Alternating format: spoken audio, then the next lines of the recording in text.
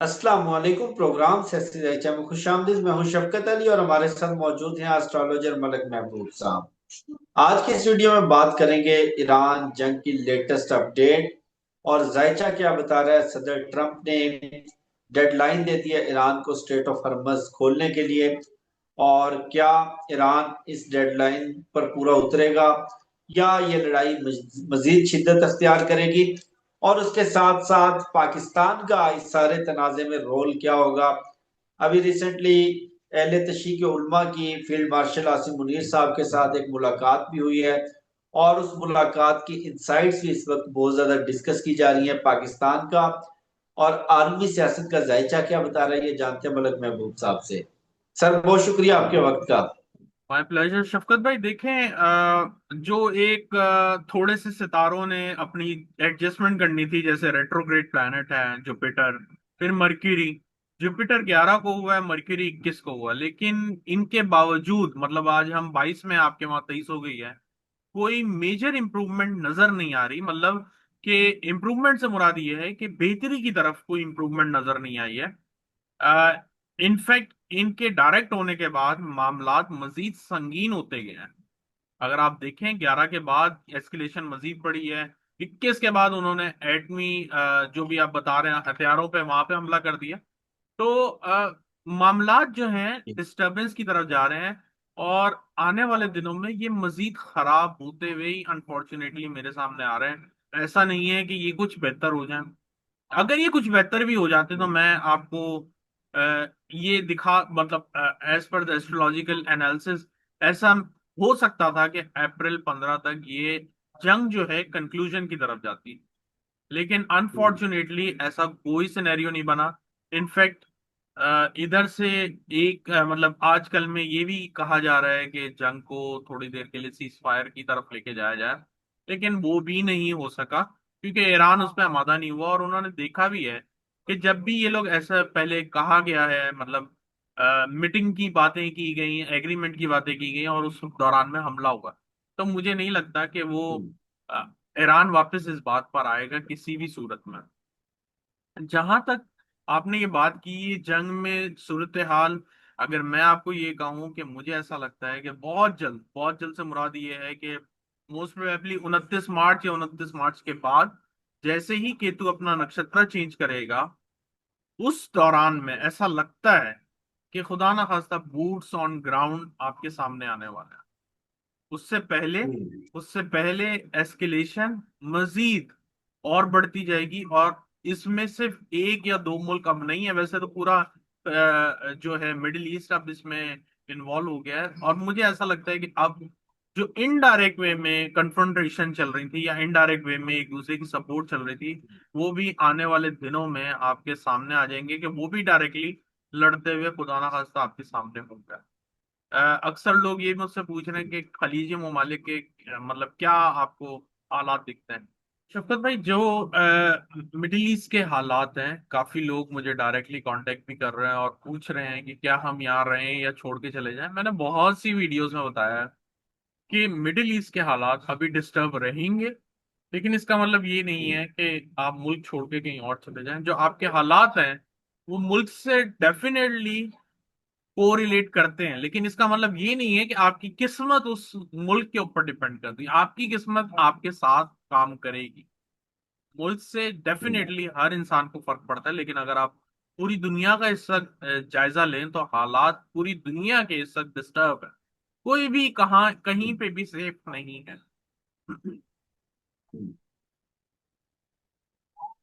अच्छा मलक साहब, अभी आपने मिडिल ईस्ट का जिक्र किया। मिडिल ईस्ट में सऊदी अरब ने फैसला किया है कि ताइफ का जो एयरबेस है वो अमेरिका को दिया जाएगा।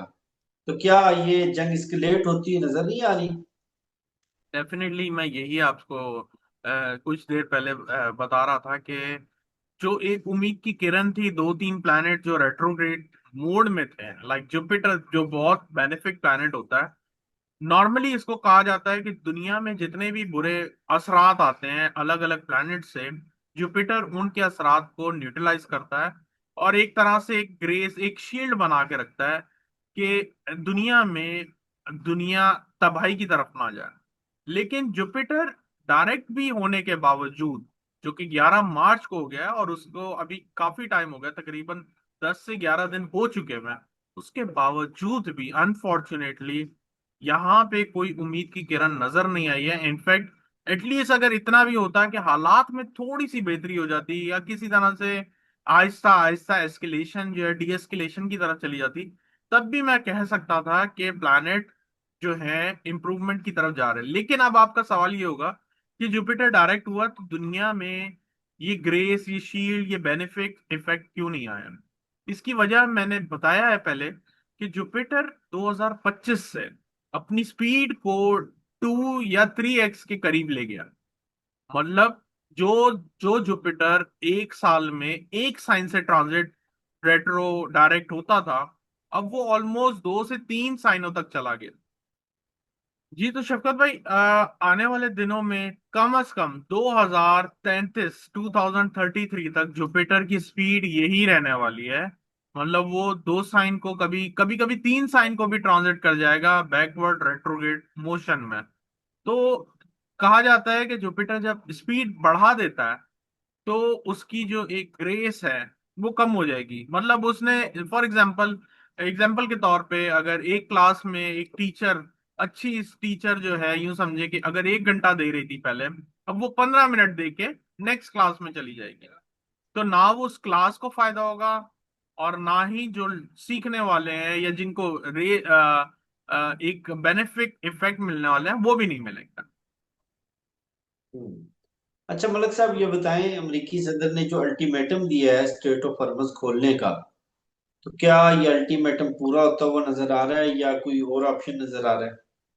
देखिए, अल्लाह करे वो अल्टीमेटम से पहले कोई अच्छा ऑप्शन निकला है, लेकिन मैंने जैसे आपको कहा है कि जो सितारों की मोशन है वो अच्छी की तरफ नहीं चल रही है, स्पेसिफिकली 21 22 23।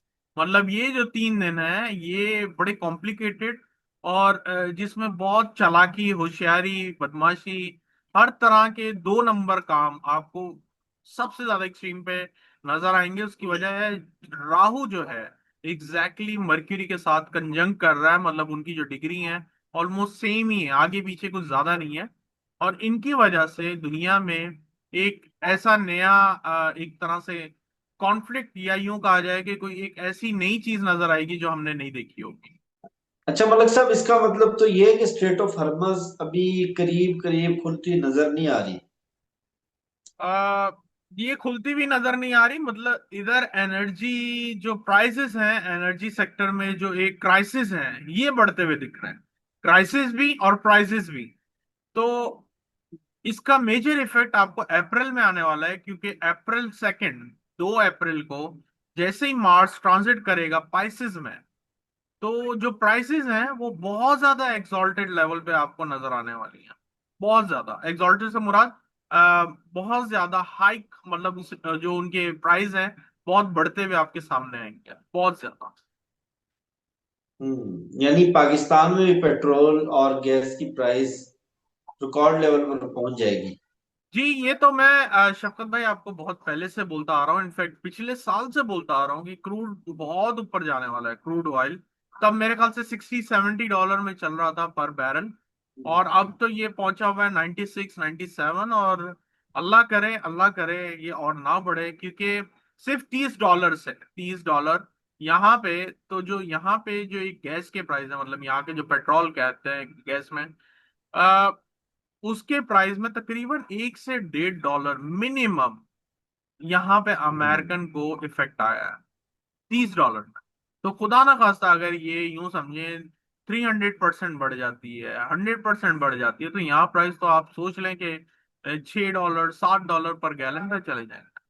तो अल्लाह करे ऐसा ना हो, हम्म। लेकिन अनफॉर्चुनेटली जो सितारों के हालात हैं आने वाले दिनों में, जो मामलात बन रहे हैं वो अच्छे नहीं है, क्योंकि मार्स जैसे ही 2 अप्रैल को पाइसिस में जाएगा तो उसने सैटर्न के साथ कंजंक्ट करना है। और सैटर्न और मार्स हम्म। अगेन ये ऐसे प्लेनेट नहीं है कि जिनसे हम अच्छे की तवक्को रखते हैं। ये बहुत कॉन्फ्लिक्ट पैदा करेंगे और दुनिया में एक तरह से बड़े नेक्स्ट लेवल का कॉन्फ्लिक्ट आपको देखने को मिल सकता है। मलिक साहब, पाकिस्तान कहाँ नजर आ रहा है?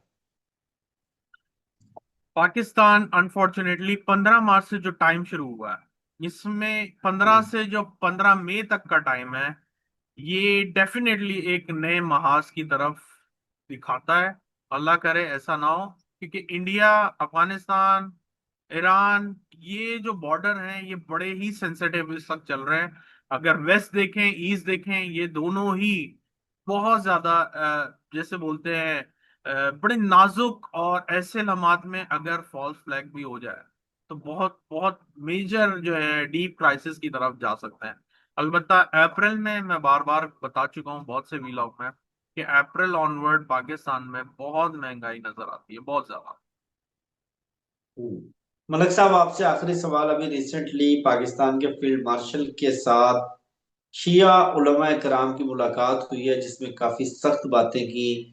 और बाद में जिन लोगों की मुलाकात हुई उन्होंने ओपनली आकर जुमे के खुतबों में और मुख्तलिफ इवेंट्स पर वो सारी गुफ्तगू बयान की और कहा कि वन साइडेड गुफ्तगू थी, हमें तो जवाब देने का मौका भी नहीं मिला।